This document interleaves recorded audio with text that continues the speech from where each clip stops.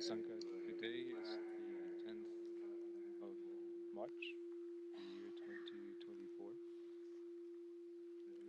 I remember back in the days, the calendar in the monastery, the brothers usually created a wheel. So kind of cumbersome. So, so now we just have two pieces of paper, and then when it was the date, they just turned it. So he's talking about the rotation. So there's washing up, cooking, cleaning, bell, and so on and so forth. And it seems like the life in the monastery is an endless cycle of life. Just keep turning. Sometimes sometimes it is usual, but if you expand that view, that is how our life is. An endless cycle. Many years ago, there was calendars, 10,000 years. It seems like that when they created that calendar, it's just like the rotation wheel in the monastery that the brothers created for their rotation, their activities. It seems like it's not from the year 2001 to 2000. I mean from the year 1000, 2000, 3000. It seems like that rotation is the same every day, every year. And so from this we can look at our life. It seems very similar, an endless rotation. The first rotation is easy to recognize is that when we were young, when we were infant, we need people to take care of us. Also learned to talk. We started to talk, we started to speak, began to grow, and tooth by tooth we grow out. And then we eat too much from, we take too much from nature. Then when we get old, nature asks our teeth for return. And so when we were young, when we went to the bathroom in our diapers, people have to take care of us. If we are unfortunate, I don't know if it's fortunate or unfortunate.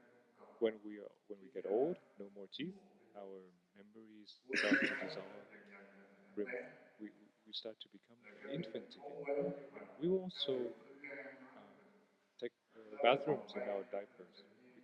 We will also start to learn to speak again. So that is an endless cycle. And it seems like this life, these things, very simple, and it's just right in front of our eyes. But it seems like we don't recognize it sometimes because we can't see this, and we waste 50 years, 70 years of our life, precious years of our life, to things that are quite unnecessary.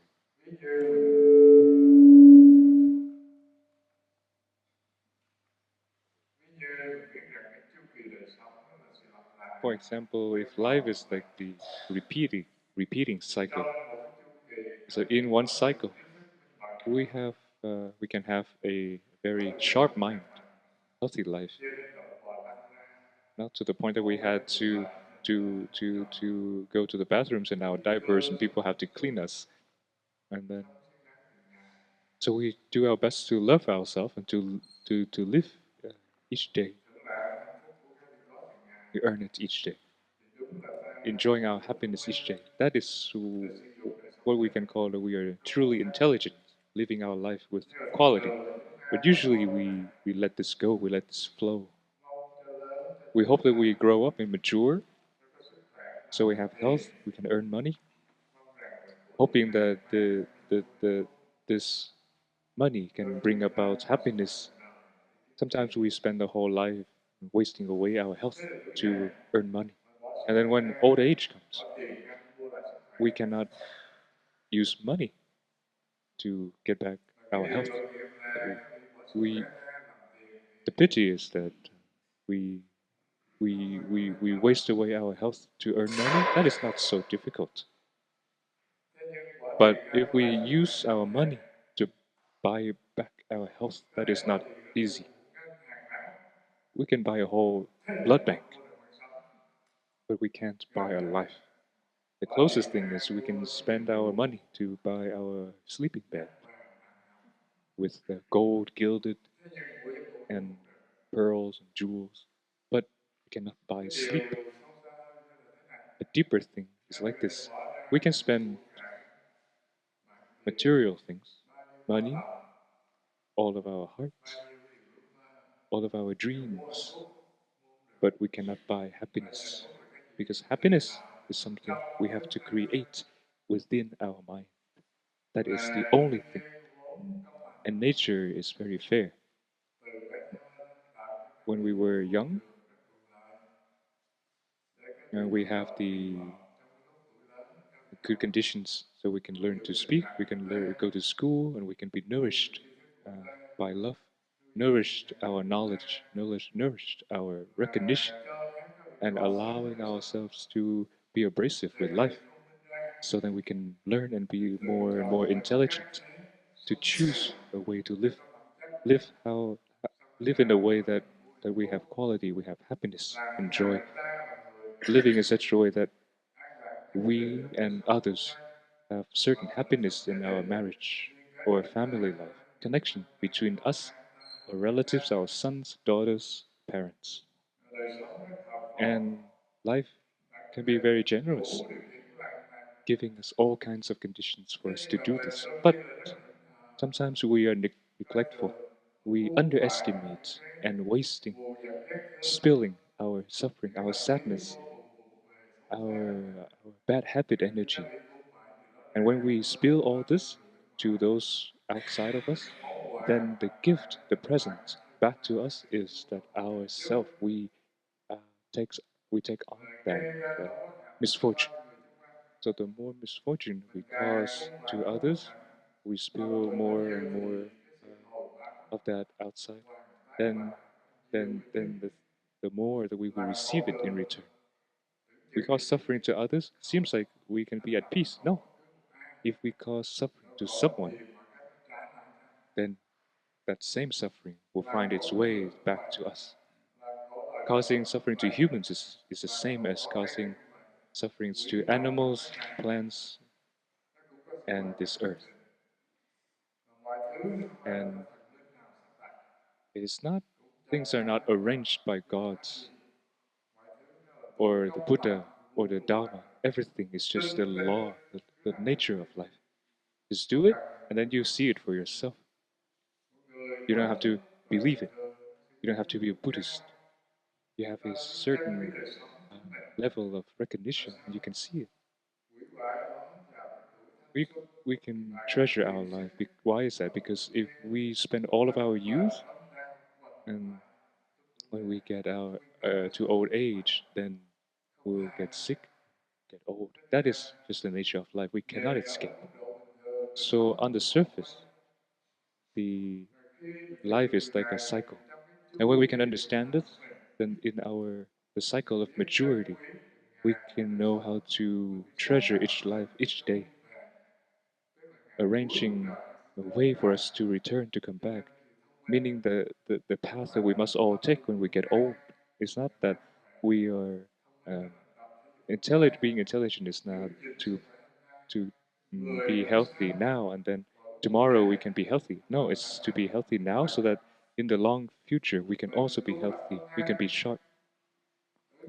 We practice today, putting the practice into our daily life today is not doesn't necessarily mean that we will have the benefits immediately, but in the long run, days and months later, we will reap that fruit. If we understand this principle, then we will we can be in the cycle of life, born in unfortunate situations, hardship, or receiving love. But then when we get old, we will be taken care of by others. But if we are skillful, and we can use our conditions to not be lonely when we are old, not as facing as much as hardship, not as much as suffering in our illness, and when we die. we'll pass away. We can pass away with peace. This is the first thing. We look into life as a cycle. It's turning. So we choose the way of life for ourselves. No one, no one can put it on us. When we were infants, we were young, we need our parents to reprimand us, to teach us, so we know what to do and what not to do. But life is very generous, giving us all kinds of conditions to be abrasive with life, so that we can uh, see all kinds of manifestations in life. That we can develop our intelligence and choose our own path. This is the first thing we look at the cycle of life of a human being. We can look at our own life and could see this right away. And the second turning rotation has a more religious aspect to it. It's a more spiritual aspect.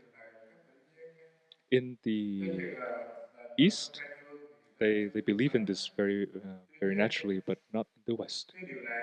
However, this is more and becoming more and more popular, and then people will believe it more easily because we don't need to prove anything. We don't need to prove like there's a next life or previous life. Just look at your very own life, causes and condition. You can see it. I'm talking from the foundation of the sutra, of the teachings of the Buddha. Our life is turning in in in the cycle of birth and death, maybe for millions of lifetimes. We don't need to look far. We don't need to look far to see where we come from, and when we die, where shall we go? The practical mindset that we have, we can just see that we are not from nowhere, from thin air, just out of nowhere that we are here. But actually, we were a fetus, a cell in our mom's womb, and then we were given birth by our mothers in this life. If we look further from the teachings of our teacher, from Thich, it's nothing out of nowhere that our moms can save us, can bring us to life. There are many other conditions that went before them, from our grandmothers, from our great grandmothers, great grandmothers, and from our dad's side, it's the same. Nothing in this world can be born from nothing else, but it is a collection of so many causes and conditions to manifest one dharma, one phenomena, to be present. A tree is not just born from the earth, it has many other conditions.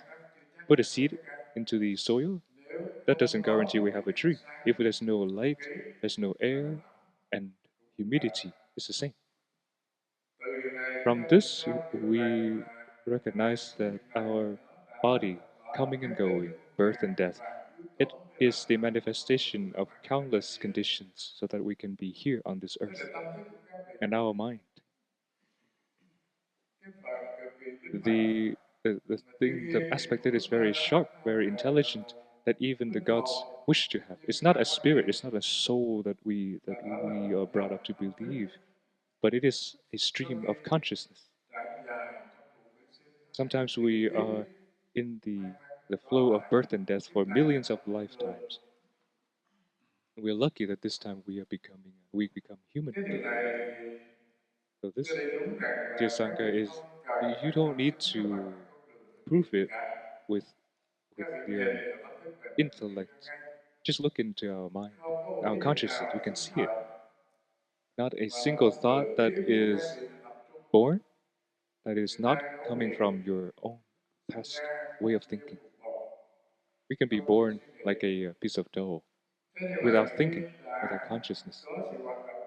But when there is a certain function of our nervous system, then the first thing is when we can think a sentence to say, to have a smile, to have the emotions of sadness or happiness, that is a very long time memory that has been saved and stored. If we look into a flower, we can call it by its name. This is rose, this is pink, which flower is this, which kind of fragrance it is, and where was it from. It depends on our memories, our archives, that we save the information of this flower. If it is as simple that, oh, this flower was cut from the forest, then it stops there. But if our knowledge about plants, about flowers is bigger, then we know that, oh, this is not native. It was moved from Asia, from Australia, and so on. And it was nourished by what? What was it called? Who made the names? Who crossbred it, and so on and so forth. And so, even if it's just a one simple manifestation, one thing in front of us, it's not out of nowhere. It's not a mutation, but it has the deep place stored in our mind. And if we look into this phenomena, we see that our way of thinking, our consciousness, or in the very um, countryside word, it's your soul, your spirit. It's not just a tool that is integrated into each body. It's not like that. Why? Because if it is just a device added to the body the same, then why would we have those who are born to be architect, but those also who were born and cannot go to school very much? Some want to be monastics, some want to just remain in lay life. So we see that it depends on the quality of life in this century, that it will in this present moment, that it will manifest into your future. So if we look at the present life, the way we think, eh, the way we think, then we know that our memory stored from the past would have what kind of potentials, tendencies that will develop our personality right now. For example, right now we are quite an aggressive, violent person with a mindset that is not pure.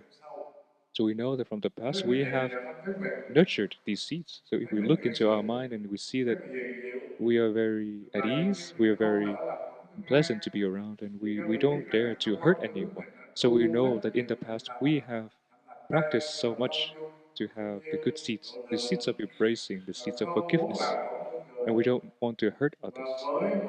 And with that kind of mindset, we live in life. The most simple thing is that we are not creating a separation between us and others. Our connection, short or long, doesn't matter. But we'll bring the ones uh, who are around us, who have ease, who have happiness. They can make friends with us so easily. So then naturally it created an aura, an area of love for those around us. And so when this energy of peace that come to us like that, then wherever we live, we can feel peace and fearless. Everyone around us can be our friend, can be our best friend.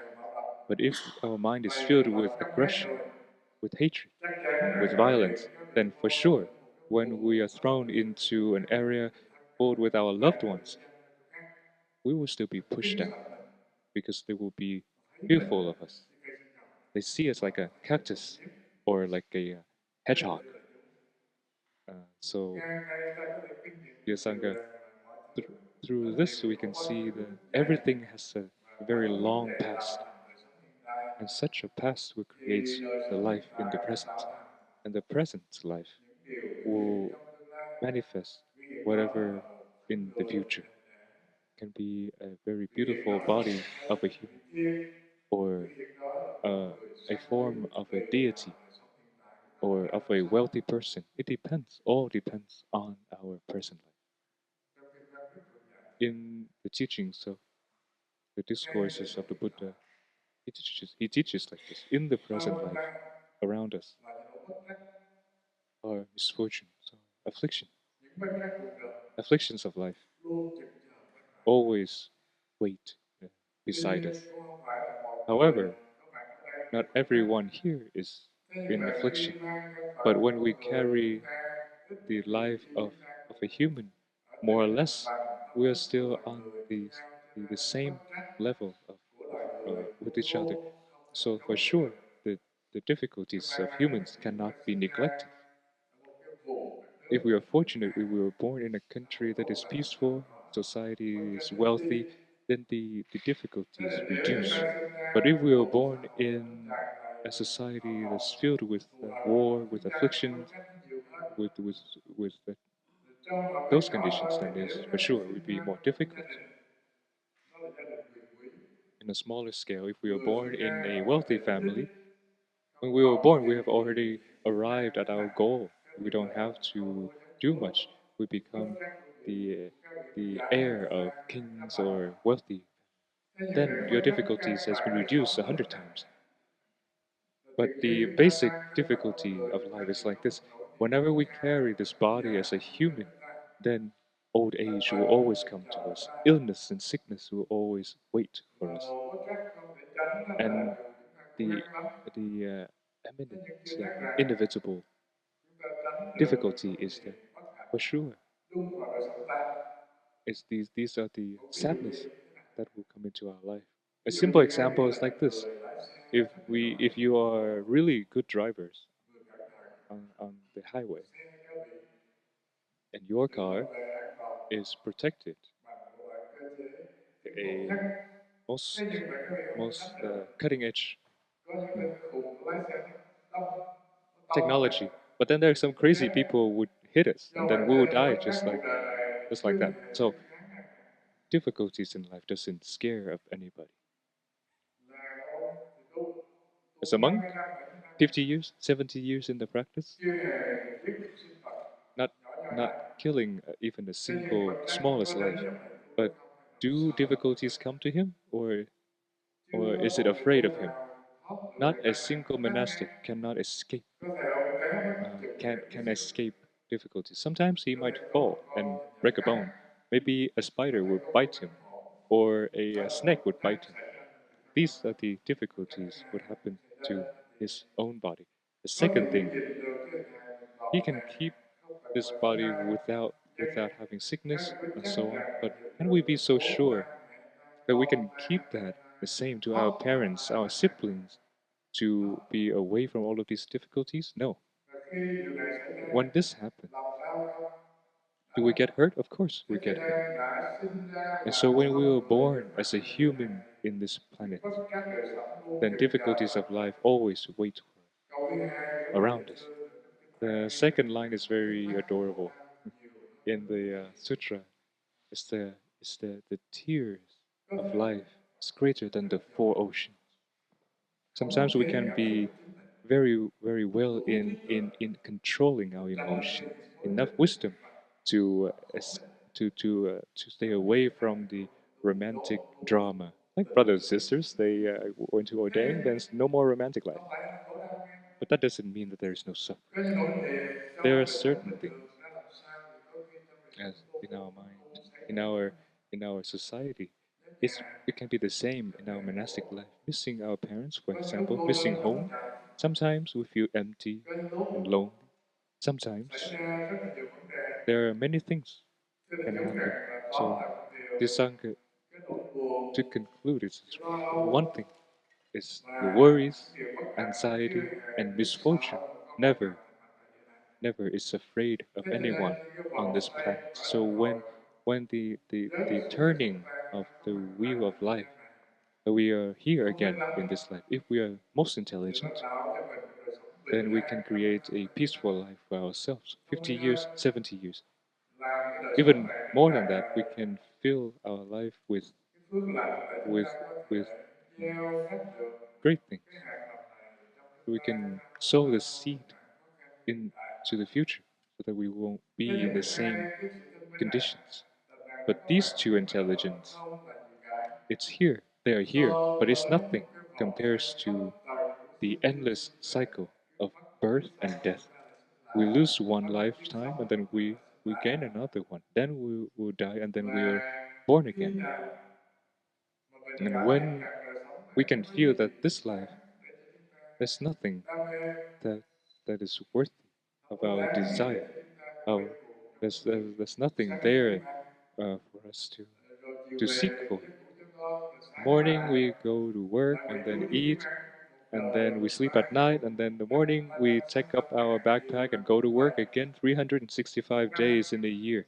We do it the same way every day, 50 years.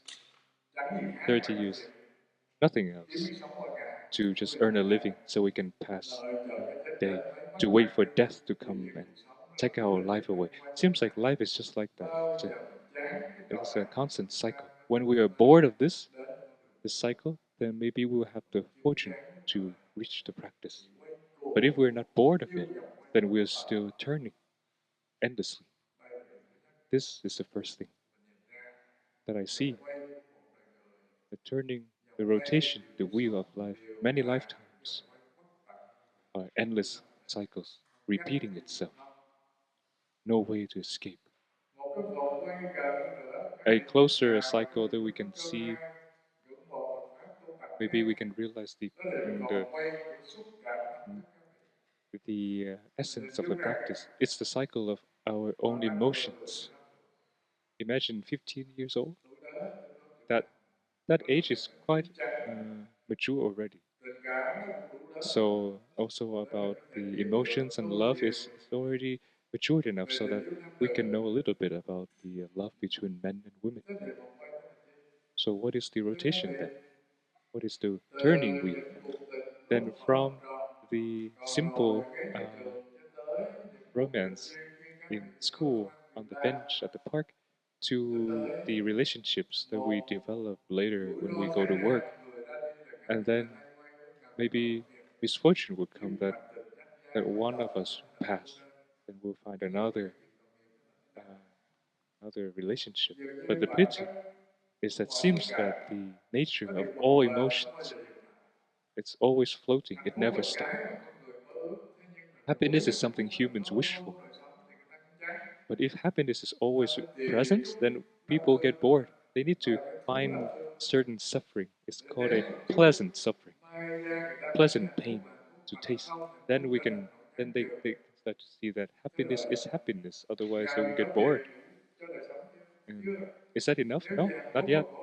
If the happiness and suffering seems like it is not enough, then then seems people need a little more anxiety, worry, anger, jealousy. Seems like all of these are the feelings and mental formations that we all have. And what does it do on the foundation of our consciousness? So they keep turning, happy and then sad, sad and then anxious, nervous, jealous, and so on. All of these mental formations are turning viciously in our head. And so if there is a single moment, then all of that is empty. Then it return to you, your state of mind of emptiness. Then what would we be in? What condition would we be in? Loneliness, emptiness. We don't know what to do. We don't know where to go. And people are anxious and fearful in such an empty state of mind, lonely state of mind. People find all ways to fill it.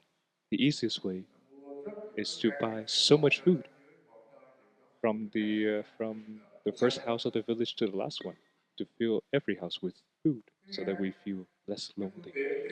Second thing is the wonderful tool, our cell phone. We call all the vast 5 continents, wherever we want to call, we can call. Sitting here, we call to Vietnam. Sitting here, we can call to Africa.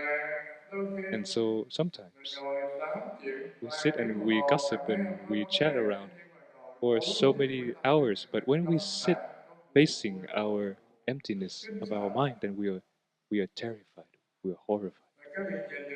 And so when we see that, we can recognize that it seems like our life is like spinning, spinning. We are spinned by our life, and we kind of like to do that. And so in all manifestations of life, if we exchange, if we give our hearts, our love to others, but they cannot return it, then we cannot accept that. When we marry a partner, if that person is too adorable, then we cannot handle that. It requires change because that is how our mind is. So don't think that if we are good wife, then our husband would not leave us, or that we are a husband that are good and nice, and that our wives won't leave us. No, there's a funny story I like to tell everybody. There's a lay friend said to me, "Dear Tay, I become very angry with this daughter, with my daughter. My daughter had a really lovely husband, hardworking. All of the money he earned, he gave to his wife. He also need to cook. He also need to wash dishes and take care of their child. But my daughter said, this silly and dumb guy, I cannot live with him. And then he said, okay, so did he take another husband? And, and then he said, and then she said, yeah. Did she beat him? He said, yeah, but I want to kick him as soon as I see him. But then my daughter said that this is my ideal man because he whatever money he earns, he use all of it. And everything at home I have to take care of, and I have to take care of everything else in the household. This is a true man. My old ex-husband is too lovely. I don't like that. So life is like that. Life is it's funny that way. It's not the external conditions, but it is our mind. As long as we still let ourselves be drowned in sadness and anger and hatred, then this life would turn like that. They cannot handle loneliness. They cannot handle the happiness of life. And they also cannot handle suffering. And this life, the present, a certain present, is even if God wants to make us suffer however much it is, but we can allow ourselves one moment of less suffering. That's why we're still living. Otherwise, we'll be all dead. So I talk around, and so now I just return to this point. That as long as we still love the, the emotions of sadness and happiness, identify ourselves with that, then I challenge you to escape. You can run to the horizon of life and escape. You can go to the glacier. You can dig a cave to live in there, to try and escape the misfortune of life in our mind. That but that doesn't work. Why is that? Because the affliction is not outside. It's not from this person or that person, but it is born within each and every one of us. And the reason why it is still within us, because we love us, we are attached to it. And we want to identify ourselves with it, seeing that as our own life and death, seeing that it is a part that we cannot miss. So that's why wherever we go, we cannot escape our own person. And that person, look closely, there's nothing but memories that we have stored in our life, our worries, our concerns, and all the emotions turning like a tornado. That tornado is more subtle, that only a practitioner can see, deeper than our emotions that are spinning us, binding us. That is the spinning of our consciousness, the way that our mind works. Our mind is never stopped. Each line, each word is setting their waves in motion. So the more, the older we get, the more we can be attached to that flow of stream of consciousness. This is what the Buddha called the unessential way of thinking or attachment to view. It is just the internal conversation we have in our mind. It's called consciousness. What is a monologue? What is a dialogue? Monologue, dialogue. When we analyze something and we convince ourselves that is dialogue. So these two things, as the superficial level, is that it manifests into the things that we can see. is always manifesting. All the language that we use, all the consciousness that we have, is born on this foundation. A person has the great potential mentally, then they can write 1,000 books. A person whose mental potential is not as much, then they don't have the capacity to fabricate language in their mind. A person who's fluent in speaking, organized very well, then they have the capacity to have a rich memory. Second thing is that they're very short and detailed. They can put all of these lines to put together and become a way of communicating. A simple example is like this. So, for example, mm, in sharing like this in front of the community, someone, a brother or sister whose English is a little too slow, then they have to listen to me and then try to translate. And sometimes they cannot. They just translate, and they just miss what I just said. But some uh, they can translate in a way that as soon as I speak in Vietnamese, you can listen in English. So it depends on whatever we put into our brain through our through our brain. Then the the sharpness that we have, when all of this come together, we can have a constant flow of our thoughts, rich and vast. And from here, it manifests into the way we speak, the way we live, the way we act. Our love, our happiness, and our sadness is all from this foundation. For example, the foundation of my consciousness that is kind of has a literature side to it. So the language that I use is it's a hybrid of psychology and literature. So when I speak, you can take in easily. But if the foundation of my mind doesn't have that, then I can only speak about things, random things in life. Then so our way of thinking, our memories, our emotions, our personality, and so on. It's not something strange.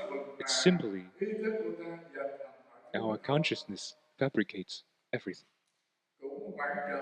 It's the same blue sky, but to us we see, oh, the sky is blue today. That's it.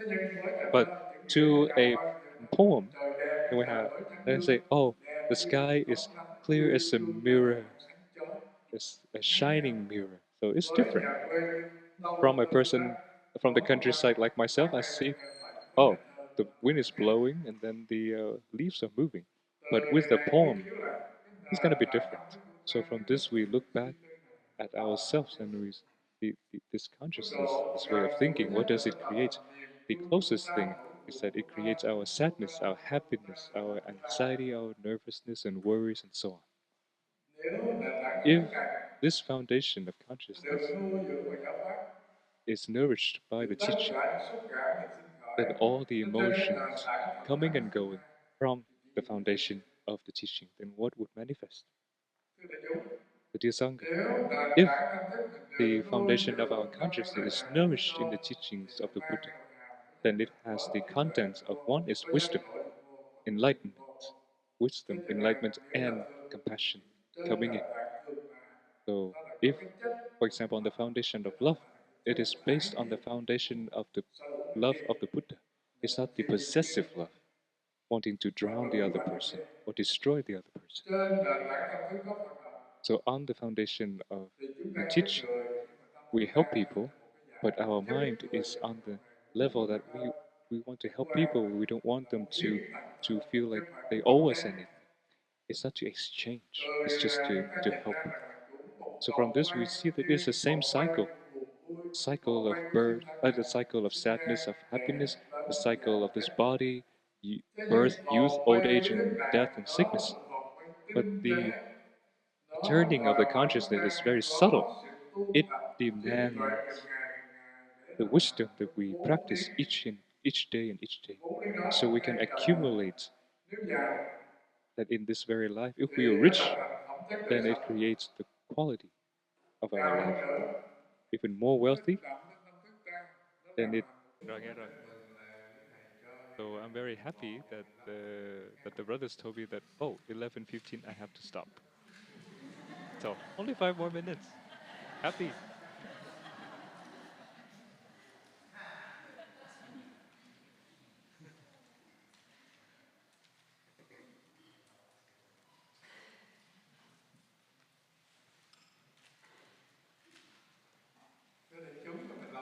So, dear Sangha, I'd like to repeat. I was talking about our consciousness, this foundation of a turning cycle. The first thing is it will be the foundation for our emotions, sadness and happiness. But also, it's gonna be the foundation for the life cycle in so many lifetimes. On the optimistic way side, then this foundation forms our quality, our happiness, the foundation that we can practice to attain sainthood uh, or sagehood. But in the other hand, we cannot practice. Um, so it depends. Actually, it depends on our way of navigating in life. That our life would be like that.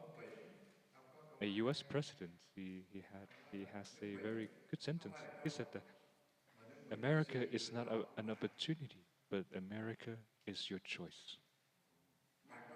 You can choose to come here, but the opportunity for you to become an American is not that the US is gifting this to you, but it is your dream. And you become an American. It's not necessarily you are actually an American yet. Why is that? Because because you haven't bathed yourself in the culture of America, then you're still a foreigner, just a tourist. Culture makes a country. It's not the wealth, it's not the people, it's not the nature, it's not islands or oceans, but culture creates a country, strength of a country. And from this, we look back at ourselves and we see that the foundation of our mind, it creates, first thing is our own culture. Depending on how our culture is, then the quality of our life will express like that. So that is it is on the shallow aspect. So whatever that we build on the foundation of our mind will create a life of happiness, of good quality. It's not that we put on expensive clothing, but it is the way that we treat others, we speak to others. That is our culture. Otherwise, it's, if we spend a lot of money, we think we are rich. No, money is one thing, but from money to be a well-learned person, that that is a long path. So I've been talking like the around for a long time, but the thing is, the the our mind, our way of mind, creates everything. Our happiness, suffering, the quality of our life, and so on. In a deeper level, this consciousness creates your karma, your way of life. That we would be in the realm of suffering or in the heavens realm, and it will also that will also create a future that we might be born in a country full of violence, war, and killing, or even lower in the realm of animals. So this we don't have to look anywhere much. Just do one thing experientially. We carry this body as form as a human. It's not, but the mind is not the same. Some people stop at the level of just the mind of animals. Why is that? Because they only know one thing is to nourish nourish their life just like the animals and just to pass on their genes and the population and secure the population, nothing more. But if we look into our mind, we know that each section of the path, sometimes it can be an animal, sometimes it can be a deity, sometimes it can be a complete person, sometimes it can be a very gentle person, or sometimes it can be an angry person like a lion, aggressive.